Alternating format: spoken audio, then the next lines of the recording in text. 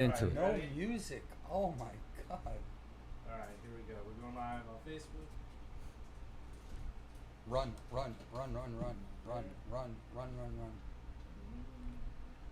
I want to hear these fucking questions you're gonna ask. This is gonna be cute. I got it. And any dumb questions anybody writes, I'm not gonna get an answer. Alright, we go home and write the Okay, we're live. Is it going? Is it pushing? I don't know. Should show me something, right? Yeah, you're good. You're up. I'm up and running, you baby. Hi, everybody. We're on the show. Live with Nicky Siano. We didn't do the theme song today because you know what? Fuck theme songs. I don't have time for that shit. I got a friend here who's gonna fucking turn your pubic hairs into little tiny naughty things that are just gonna fall off you. He speaks so much truth. I have to give him a lot of credit. My friend Tony Gio. Thank you for showing up, baby. You're very welcome, Nicky. Thank you. You're very and I just welcome. want to say, you see this logo? It could be here every week if you just give us a little money. So, Tony, that was my commercial. Yeah. You see it? Danielle, anything happen? You see it? No? Okay, don't worry about it. We'll take a break. We'll take a bathroom break. He says it's up and running, so I got to believe Alex. Oh, I see it. Yeah, there it is. So, Tony. No, Tony, you wanted to talk about a lot of things, but... I didn't want to... You want me to talk about a lot of Okay. things. The big difference. Tony, you were one of the main DJs at studio... Never studio. At Hollywood. Never studio. You were one of the set of DJs. Hollywood, which was this, seminal club in starting and changing things. It was in the old Peppermint Lounge. It was on 45th Street. You can't see me? What is she saying? Yeah, okay, so turn it a little bit. What do you want me to do? No, leave it. I could see it right here. It's fine. Isn't it? Come here. Let me see that. I'm sorry. There's a little technical problems today because we didn't have time to do this. That's fine. It's fine. Okay. So, I know we're wasting a lot of time here. So anyway, tell me about how did they hire you at Hollywood? Like Joey, who hired you? Joey Palmentary. It was probably, out of all the clubs I've ever worked in, I worked a hell of a lot of them. That was probably the best club I ever worked at. Might be the best club that ever existed because of the people that played there. Not because of its longevity, but because of the actual DJs that worked there. I mean, you had Bobby Goodadari, you had Tommy Savarish, you had Richie Kazar, and you had Palmentary, and you know they had pretty big names in Manhattan at that time. Right. I was like the odd one. Okay, and if you don't know, Richie Kazar ended up to be the original, my two DJs who started Studio 54, Richie and I, and then Richie took over, and he played every night for the big years. Richie played studio. No, Richie is studio. When He you say is studio. Yeah, It's synonymous. anybody else could say what they want. Right. Richie Kazar is Studio 54, in my opinion. Yeah, I would agree with you there. I would agree with you. I mean, he was definitely Studio 54 with his two-and-alls in his pocket. He would, And his Quaaludes in his other pocket. You know what? He would always offer me the two-and-alls. Why didn't he offer me the Quaaludes? Because Quaaludes were better than two-and-alls. That's why. But he was taking the two-and-alls. And Quaaludes. And everything else that was imaginable. That Oh, my God. The only I'm going to tell you something. The only problem I had with Hollywood was being straight and being the only guy that worked there that was straight. And I was tortured. This was really interesting. Tortured for the first 3 months. So Tortured. he was the only straight DJ with this lineup of gay DJs. And what did they do to you? In a great gay club. Oh, it was the like you said, it was a great club. I don't agree with you. The best club ever. I mean, but I said in terms of the people who worked there. Think about clubs, gay bars, gay clubs. Think about where you had that concentrations of DJs at one specific club. No, that's what. You make a very good point. That's the point I'm trying to make. I was tortured by every gay disc jockey in the city that didn't get the job there. Everybody. And you said one in particular was really nice to you. My very dear friend, David Rodriguez, who you know well, Michael Capella, who you know well, Steve D'Acquisto, but it was really funny because at that point in time, you know, everybody was Mary. Everybody. Yeah, Even if I know. your name was Mary, you were Mary. It was like, I wrote this in my screenplay. It was just Mary this and Mary that. Oh, Mary, there he goes, Mary. Oh, Mary, come here, Mary. Oh, Mary, did you see this on TV, Mary? Everyone's name was Mary. I have no idea why, but Rodriguez perpetrated that. Absolutely. At every And in every I conversation. remember one night I walked into Hollywood, and if you remember, there was like a 50-foot long bar before you got to the Right, back. before you got to where the dance floor was in there. And he came over and he gave me a hug and he gave me a kiss on the cheek, and I looked at him. I kissed him on the lips and I said, "Bitch, that's all you got." After that day, I was embraced because it was like, That was the perfect thing to do. yeah, it was. I don't care what you do in bed. It's none of my business. Do what you want. Leave me alone. Right. And after that, I was smooth sailing. It But really was. You're also talking about a time when there was tons of homophobia. There was gay people getting beat up. Yep. In the village where they basically were the main people supporting that whole Christopher Street, yet they're getting beat up on Christopher Street. The cops are fucking ignoring it. It was a really hard time for gay people. Nicky, in Hollywood, there was a boxer, Emil Griffith, was a world champion. Yeah. Sitting at the bar, drinking. 3 guys are drinking, called them all sorts of, well, you know what? He went up, popped all 3 in one shot, each one down on the floor. In the bar. Wow. I mean, I saw these things all the time. Yeah. You know, I'm fortunate So in enough- the gay bar, and yeah, that's so sad. It is. But it's not even sad. It's stupid. You know, Yeah. it's just dumb to take it to that level. I mean, it's. I know. I don't care what you. You know, it's the whole thing is a bet thing. That's all it is. Yeah, I know. That's all it is. There's nothing else. But people always like, oh, if he comes on to me, this is what I hear all the time. If he touches me or comes on to me, I'm gonna give it to him. And girls touch me and come on to me all the time. I don't give it. Well, I did give it to them in the past, but Nicky, not you know not what? in that way. Honestly, I took it as a bigger compliment. Thank you. When guys Thank try you. to pick me up, then when girls try to pick me up. Yeah. Because it was natural for girls. But then to see guys who have to approach other guys, I took that as a compliment. Never bothered me one bit. That's the way I take it when my preference. I mean, I think that's great compliment. I never had a problem with it. Never, ever had a problem with it. Do you remember like you used to hang out on Christopher Street a little bit?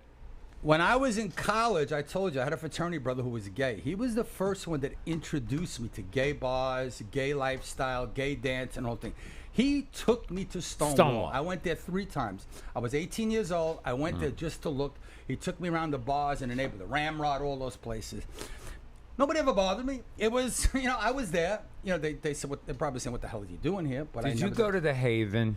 I went to the Haven, but I also went to, in my opinion, the first gay bar that came out of the closet and into The streets? yeah, really, and that was Tamberlane. Okay, yeah. Tamberlane was it 49th? 47 47. was right across from the Chateau Madrid.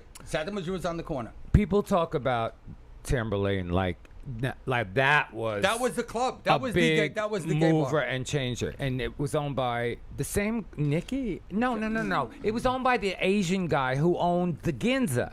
Yes. Right. And then after that, Because they opened- Alex told me that story. Then after yeah. that, they opened up the Townhouse, which Right. was 2 blocks away. The Townhouse, that was a nice one too. It's a great bar. Tamberlane, I was outside of 4 times, never got in. The Townhouse, went to that. And then they it was opened gorgeous. up. Then they opened up Tambourine after Tamberlane. Tambourine, I went to a lot. And if you remember something, the gay bars at that time, their longevity wasn't. No, it was. No, 7 months, 8 months. Next club. Yeah, let's they go were back. they were gone. Straight bars always lasted longer than gay Yeah. bars. Until like something like Limelight, the original Limelight on 7th Avenue South came along, which lasted all through long I mean, longer than anyone else. That lasted a long time. Yeah, Limelight. that was like 15, 17 years. But, Limelight reminded me of, not really of a sanctuary, but like a sanctuary, because a lot of straight people went to the Limelight. It wasn't Right. just, 100% gay. There was I know. there was a lot of straight people that went to Limelight. Yeah, I Of know. course, I seen David on the chandeliers at Limelight, too.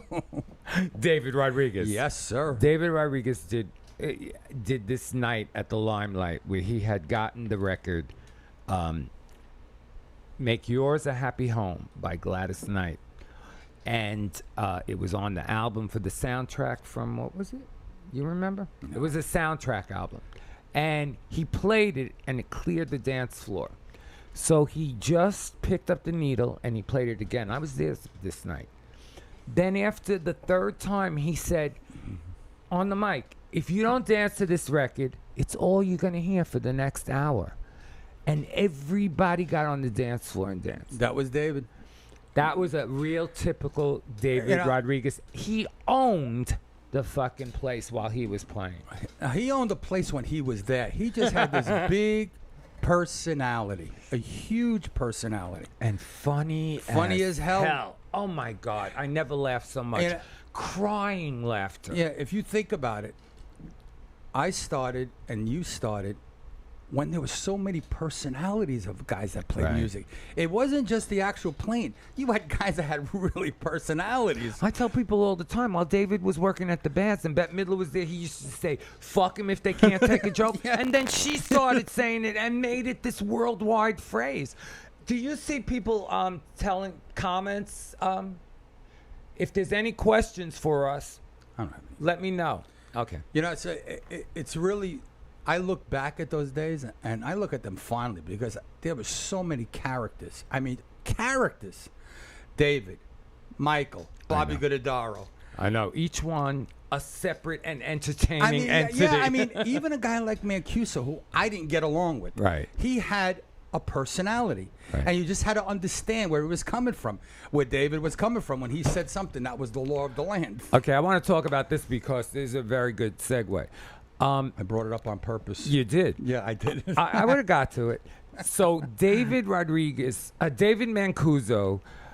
opened this thing called the New York Record Pool. It was the first place where disc jockeys could pick up all their promotional copies from all the different companies in one fell swoop. We used to have to go to company to company to company to company. Some wouldn't let us in. Some would let us in if you had a friend there. And it was a pain in the turd. But when this happened, it was like the future is here. So I always thought, because back then, David, I was playing around the corner. The gallery was on Houston and Mercer, and he was on Prince and Mercer. So he said, come on over, Nicky. I want to talk to you. David Rodriguez was there. Michael Capello was there. Steve DeQuisto was there. He said, Nicky, I'm opening this thing. He addressed all of us. He said, I'm opening this thing called the Record Pool. I want you to be the first members. Of course, David was like a god to me because at 15, I was on his dance floor. So recently, Tony told me a story about the origin of the Record Pool and the idea, and that he was instrumental in making it happen. So David was still alive. I called him, and David, to his credit, said everything you said was absolutely true. That you had come to him somehow with the idea. Tell us about it. Okay. I was at Buddha Records, and I was fortunate because I was working at good bars that I was getting everything for free. They would send it to my house. But I had a lot of friends in the record business, and I'd go visit them, and they would get pissed off because of all the kids that were coming up to asking for records. They all want records. And it cluttered up everything. So she said, we got to find a different way to do this. I said, we should get an organization where you guys drop shit, all your records, and somebody picks them up. Right. And the woman was Sharon Haywood, who was the regional, the local for Buddha Records. So I'm working in Hollywood, and I tell Parliamentary, we're going to have a meeting this specific Saturday. I'll bring all the record people, and I'll invite 15, 16, 17 disc jockeys that I know. I invited David, Michael, a couple guys from Long Island, a couple guys from Jersey, and they all come. Well, in the course of our talking, it never occurred to me. All right, you came up with the idea. How do you implement it? You have no place to do this. You have Hollywood, and it's open 7 days a week. Right. So David says, we'll do it at the Loft. I said, fine, we'll do it at the Loft. He says, fine, I go down to the Loft, and the first thing he says, we have to charge. And that made me flip. It made you crazy. I made me fucking nuts. I said, man, I did this to get free things. Right. You want to charge. What I didn't understand then, I understand now, was there's cost involved with doing this. Right. He built bins. Yeah. He had to what have someone he didn't there tell me to is, work. Tony, I want this money to do stuff. Right. And if you know David, whenever David said something, it was With like the law. And I didn't take that shit. So I did something that I shouldn't have done, and I walked out. Just tell him I what you threw him did. over a table. I love it because I love the fact that someone fucking threw David Mancuso over a table once in a while. And there was witnesses. Bacho Manguel was there. There was a few guys that saw me do it. Bacho was I there. got so angry at him not giving me an explanation of why you're doing this.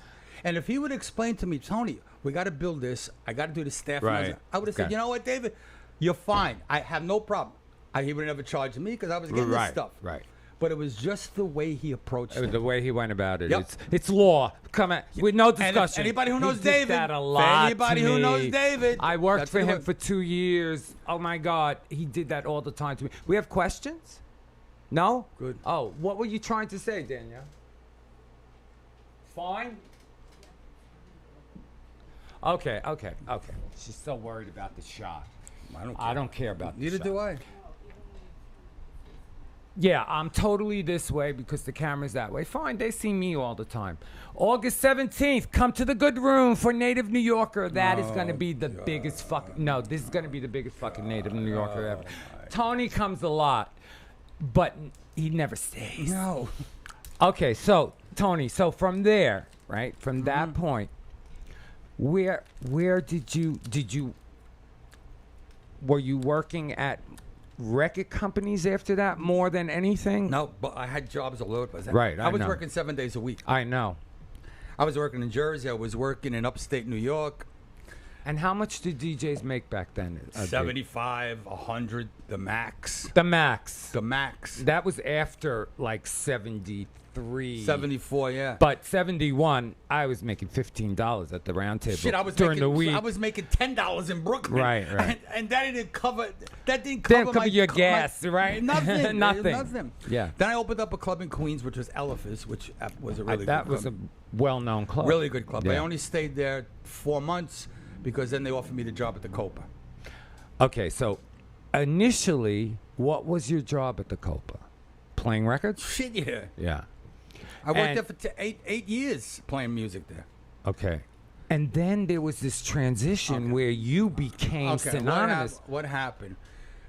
They opened it up, and like all little Italians, you want a Guinea club with people from Brooklyn and Queens and Staten Island and blah blah blah. Yeah. And they got that. But as you know, straight bars don't last 10 years with the Yeah. same crowd. Right. No, it's So got to it change started to crowds. change. Yeah. So because I was working at Midsong with Delight at the time, I had inroads to R&B acts. So we started making the Copa R&B, and we changed it to a black club. Oh, cool. And that lasted 3 or 4 years, and then we changed it to a Spanish club. Oh, cool. And And that's that's giving it exactly what you had to do. Yeah, but that's the longevity. That was the Right. They gave me at least the lead way to say, listen, we're going to flip it now. They didn't give a shit because they were Right. making money. Right. As long as they're making money, they never care. No, But nobody back cares. then, it wasn't about, and they didn't have to make the money right away. They'd give you time to develop. If they saw a kernel or a seed or something happening, they would give you months. The good thing about it, the Copa, when we opened it up on 57th Street, I had so many hooks in the Spanish market. That opening night there was like a Broadway opening. We had Great. artists flown in from South America, from Spain, from Puerto Rico, all over the place. It was a grand opening. And it just kicked off. Remember, the Copa was an upscale club where Hispanics for the first time can go. It was like being in gay bars. First place was Tambourine. yeah. Hispanics. Yeah. Where kids went. Not Chateau Madrid, which was Right, an with older, the older which was crowd. an older crowd. But where Right. kids was the Copa. And they used to come by the droves. By the droves. I know. It was. How many nights were you open? We were open 4 nights a week, and we had parties every day. I mean, Yeah. they just made money hand over fist there. You know, the other good thing back then is a club. I mean, the gallery was open one night, maybe 2 nights, and we all made a living off of it. We supported, 10, 12 workers. I mean, back then, things were so financially low-end rent and stuff like that we were able to make clubs happen for very little money, and it was such a gift. I didn't realize what a gift we had. Well, that's good, but when you have a place on 58th Street and Madison It's a little bit Avenue, more and expensive. you have 150 people working, and you have a Oh, my restaurant God. going, and you have this going, you have to pay electricity every would day. never do I mean, you gotta be open as much as possible.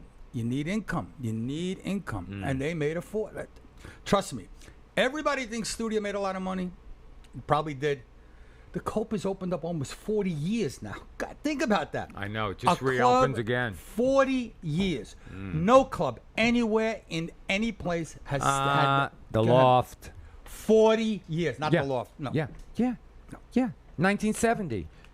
80. He's still giving parties. No, He's giving parties after he died. Yeah, what but the fuck? hold you, on. Where, Don't equate a party to a club that's open 7 days a week. Two Okay. different animals.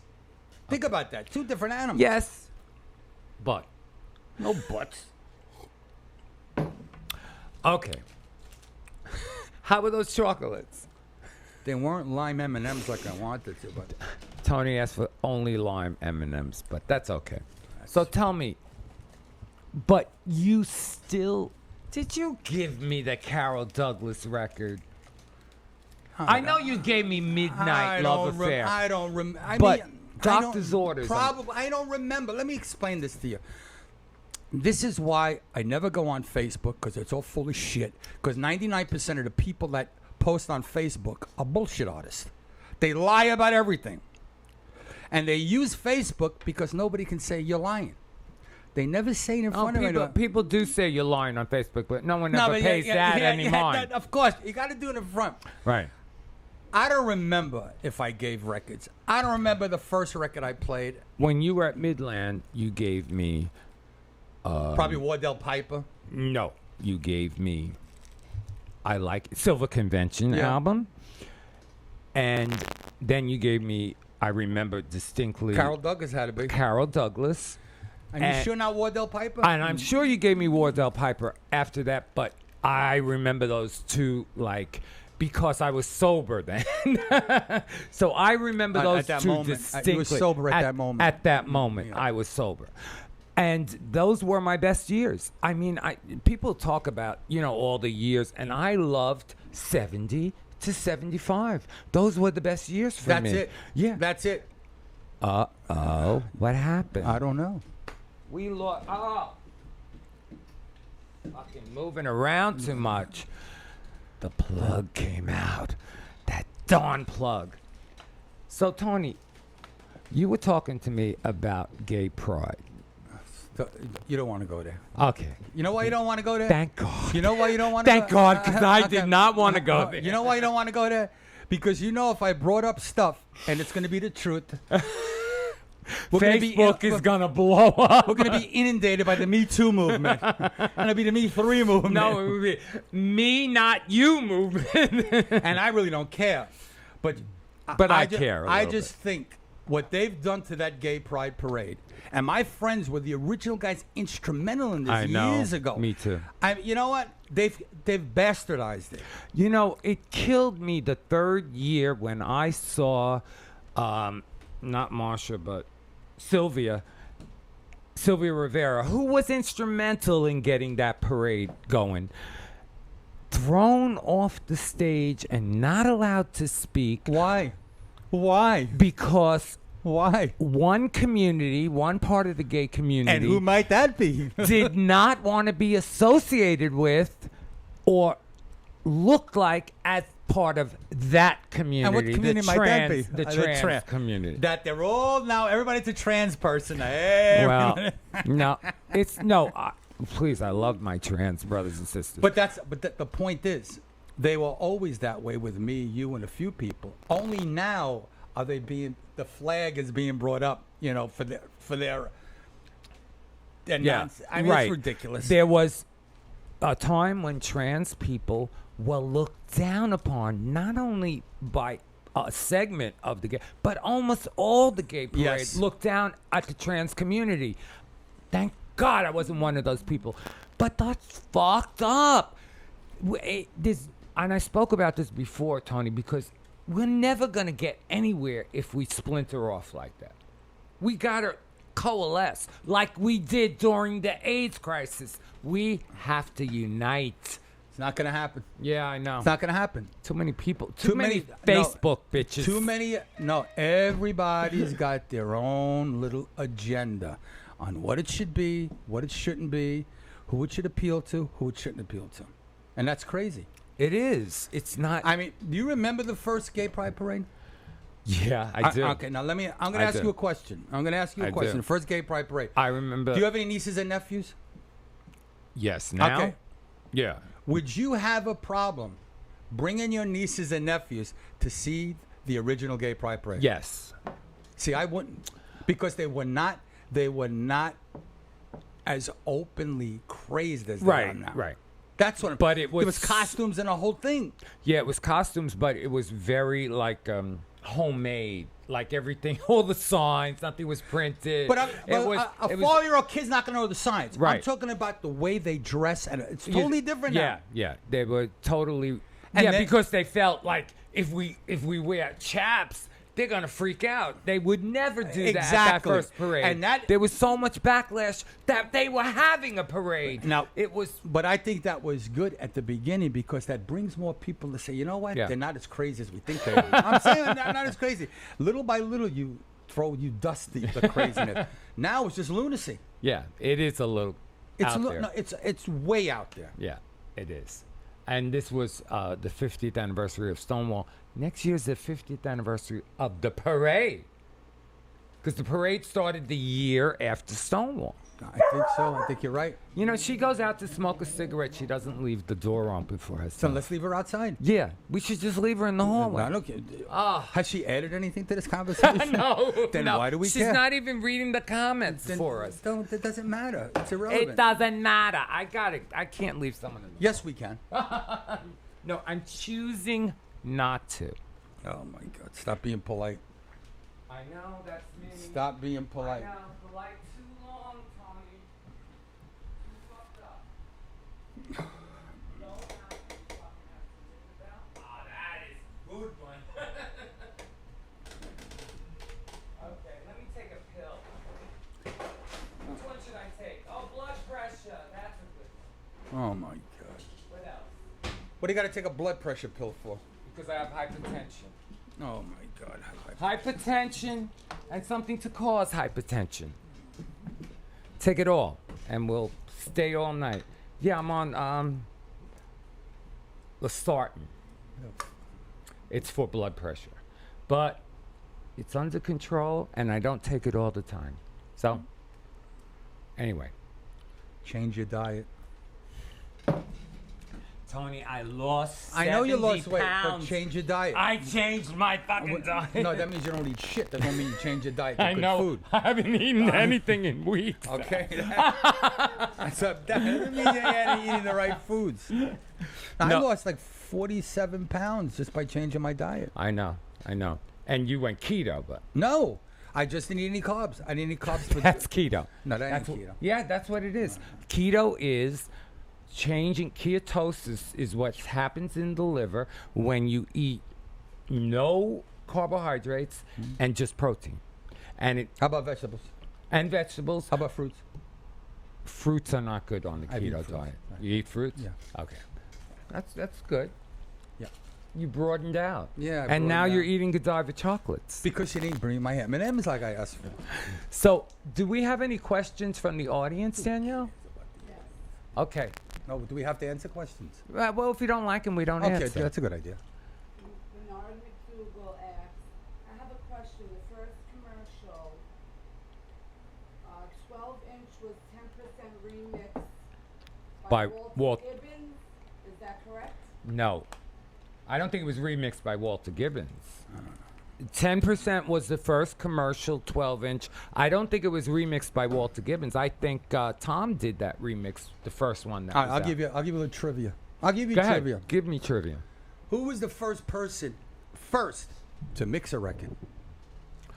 Oh, God, this is hard. Because I was the first person to produce a record. No, who was the first person to mix a record? Oh, my God. Tom Martin, it's got to be. Absolutely not.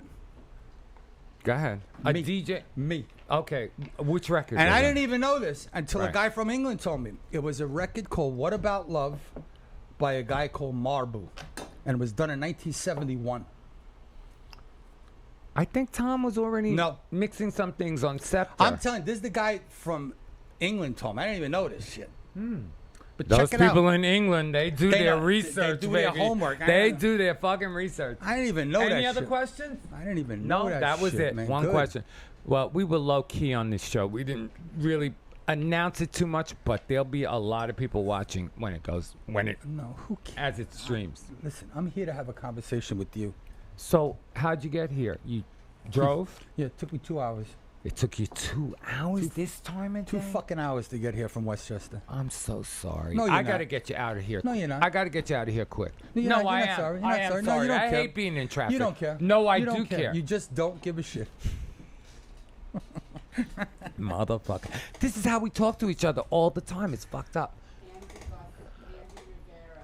Andy Rivera is asking a question. Yeah, go ahead. He just can't wait to see that keynote. Oh, I'm going to be at Keynote. What the fuck is a keynote? It's Jim Tremaine does an expo every year for DJ Times, and he's doing it at Harrah's this year. I think it's like the 15th or the 14th of August, something like that. It's in the middle of the week. I know it's on a Wednesday. Check it out. Next week is Johnny Dynell here, and then the week after that, I'll be at Keynote. Have a nice time. Have a wonderful fucking time. Did you take the tunnel or did you take the bridge? No, I took the highway all the way in. Except one time, I had to take the Brooklyn Bridge. Battery Tunnel. Brooklyn Bridge. Oh, you should have never taken that. I'll give you the $10 for the tunnel on the way back. It'll save you 15, 20 minutes. At least. He's out of his fucking mind. He's Yeah. out of his fucking mind. No, I'm not. No, I don't want your $10 fucking dollars. Okay, then use your own 10 fucking I will. dollars. Because I'm broke. I will use my own. GoFundMe / Nicky Siano Live. Yeah, how is your GoFundMe page doing? GoFundMe is, I don't know. We wanted 7,000. We got 2. in 4 months. It's slow. It's slow. It's slow. When I reached out and I needed to save the show, people did it. They came in. I raised $1,200. But that $1,200 was gone in 3 weeks. Gone in 2 weeks. I had to pay staffing.